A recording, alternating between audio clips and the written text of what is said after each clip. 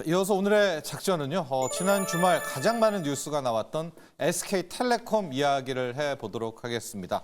SK텔레콤 한다 만다 안 할 듯 하다가 위약금이라고 하죠. 통신사를 옮겼을 때 기존에 이 계약이 남아있을 때 내야 되는 이 위약금을 전격적으로 환급 및 면제하기로 결정을 내렸습니다.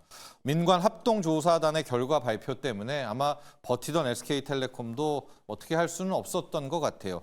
2022년부터 어떤 시스템 오류라든가 해킹 가능성에 대한 것들이 발생했다. 2022년이면 언제입니까, 여러분? 상당히 이전이잖아요. 근데 그때부터 알고도 신고를 안 했다는 여기에 좀 포커스는 맞춰져 있었고요. 이것 때문에 SK텔레콤도 두 손을 들 수밖에 없지 않았나라고 보여집니다. 자, 환급은 어떻게 되느냐? 4월 18일 날 터지지 않았었습니까? 그러니까 이 사건 터지고 난 뒤 나는 SK텔레콤 못 믿겠어 하고 이미 옮겨간 분들, 이분들은 이제 환급을 해주는 거고, 이제 앞으로 나는 싫어. 이제는 이제 위약금 면제 준다라고 하니까 나는 할래. 근데 이분들의 기간이 좀 짧아요. 7월 14일까지입니다. 그러니까 옮기실 분들은 7월 14일까지는 일단 이제 이동통신사를 변경을 해야 됩니다. 그래서 이번에 위약금 환급 및 면제는 14일까지 지켜보다가 15일부터 신청을 받게 됩니다. 그래서 다시 한번 말씀드리면은 이미 바꾸신 분들은 7월 15일 이후부터 위약금을 다 환급받을 수가 있고, 이제 나는 바꾸고 싶어 하는 분들은 오늘부터 14일까지 빨리 판단을 하셔서 옮긴 분들, 이런 분들은 아예 위약금이 없다, 이렇게 생각을 하시면 될 것 같습니다.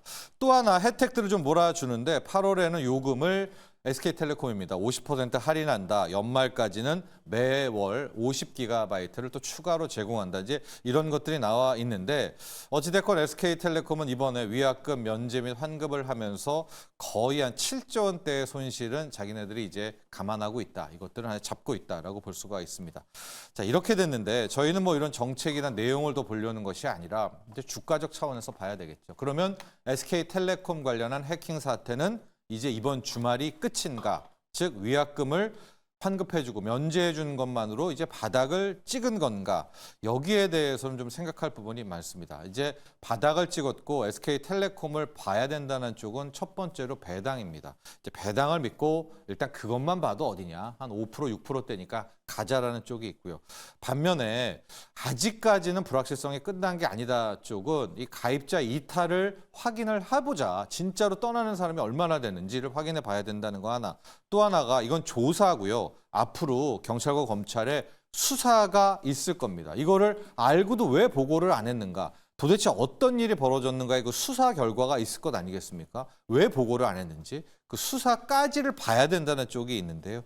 SK텔레콤은 해킹 발표 직후에 주가가 거의 5만 원대까지 아예 완전 급락을 했고요. 그것이 이제 반등을 했었는데 지난주 금요일 날 이제 위약금을 면제하겠다, 환급하겠다라고 하니까 뭐 손실이 또 5조 원대 이상, 7조 원대까지 나오지 않습니까? 그래서 금요일 날 급락을 했어요. 5.6%. 그래서 지금 한 5만 4천 원대까지 떨어졌는데 보통요, SK텔레콤의 배당 성향이 60% 정도가 되거든요. 그러니까 번 돈의 60%는 늘 배당을 했습니다. 근데 이번에는 이제 위약금 손실도 하고 손실이 좀 있을 거 아니겠습니까?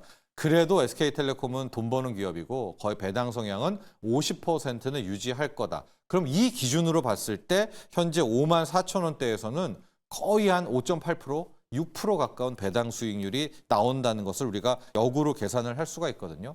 그러니까 여기에서 이게 5만 원, 5만 4천 원대 주가가 뭐 4만 원, 3만 원이 아니라 그냥 5만 4천 원으로만 쭉 가준다고 해도 뭐 연말까지 거의 6%대는 먹는 거 아니냐, 안전 마진으로. 그래서 사야 된다는 쪽 의견이 있고요. 또 이 사야 된다는 쪽은 SK텔레콤의 고객 충성도를 굉장히 강조를 합니다.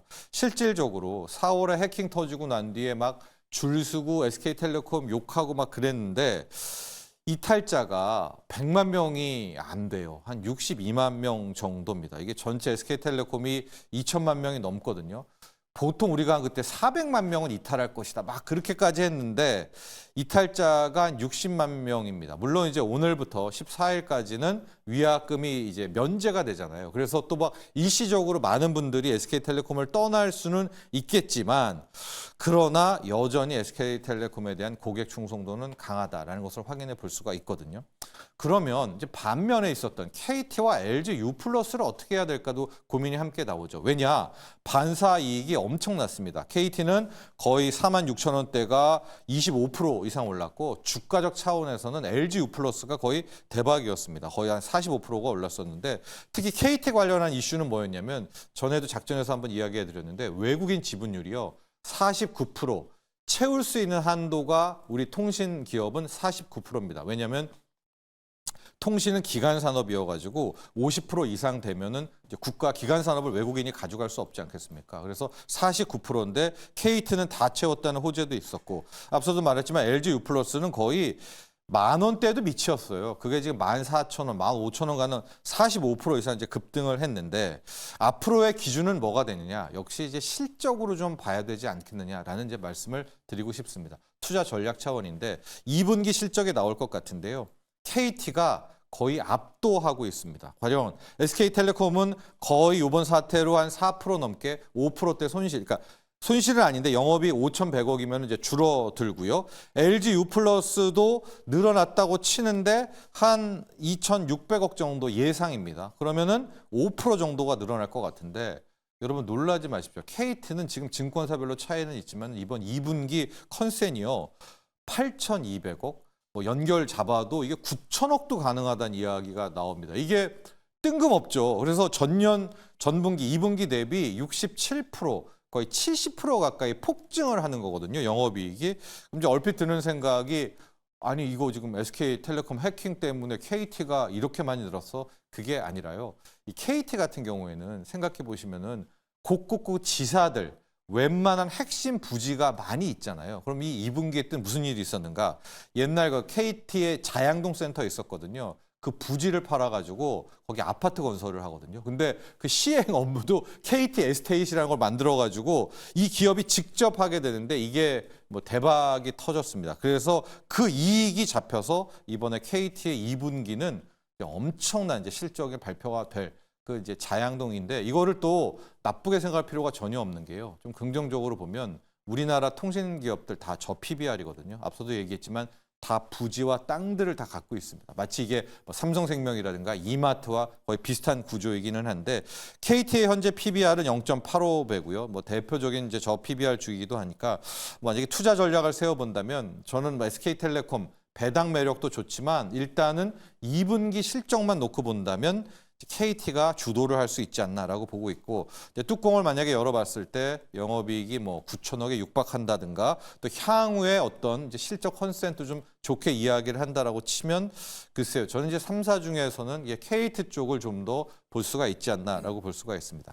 자 그래서 SK텔레콤 8월까지는요 당장 오늘이 바닥이다라고 생각하지 마시고 가입자 이탈이라든가 경찰, 검찰의 수사를 좀 봐야 되겠고 SK텔레콤이 그렇게 좋다면 외국인들이 이렇게 KT에 몰리지 않았겠죠. KT의 49%의 외인 한도를 다 채웠다라는 점까지 좀 확인을 해보시면서 저는 이제 통신 3사 쪽에서는 이번 단기간에서는 역시 KT 쪽을 좀 바라보고 있습니다. 오늘도 당장 이 위약금 면제 관련해서 3사의 주가 흐름을 확인하시면 좋을 것 같습니다.